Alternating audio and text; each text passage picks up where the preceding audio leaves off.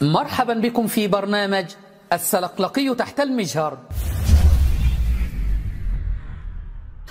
اليوم أتينا لكم بكفر جديد للسلقلقي ياسر الخبيث لم يسبق له مثيل. خرج علينا ناطقا بالكفر قائلا أن عين الإيمان وعين التوحيد أن نقول جميعنا أن علي هو الذي علا فقهرنا، وهو الذي يحيي ويميت، وهو الأول وهو الآخر وهو الظاهر وهو الباطن. كفر، وأي كفر؟ إنه كفر السلقلقي ياسر الخبيث.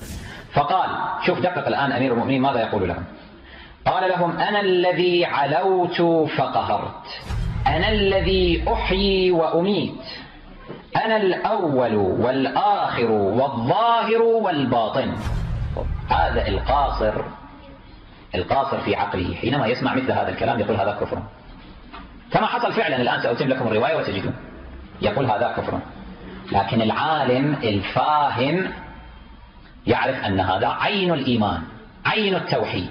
طبعا سيحاول يركع في آخر الفيديو بعد أن فضح أمره، أي هو الأول والآخر، أي أول من آمن برسول الله وآخر من رأى رسول الله صلى الله عليه وسلم، وهو المحيي المميت الذي أحيا السنة وأمات البدع. زندقة إخواني. يعني يصلح أن أنا أقول رامي عيسى أنا الخالق المحيي المميت؟ يقول خالق، أقول نعم، أنا الذي خلقت هذا الميق، أنا الذي أعطيت ابني الدواء فأحييته، أنا الذي أقتل هذا الحيوان فأميته. أعوذ بالله، كفر.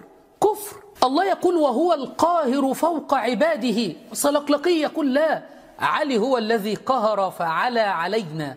الله يقول هو الذي يحيي ويميت، فإذا قضى أمرا فإنما يقول له كن فيكون. سلقلقي يقول لا، الذي يحيي ويميت هو علي بن أبي طالب.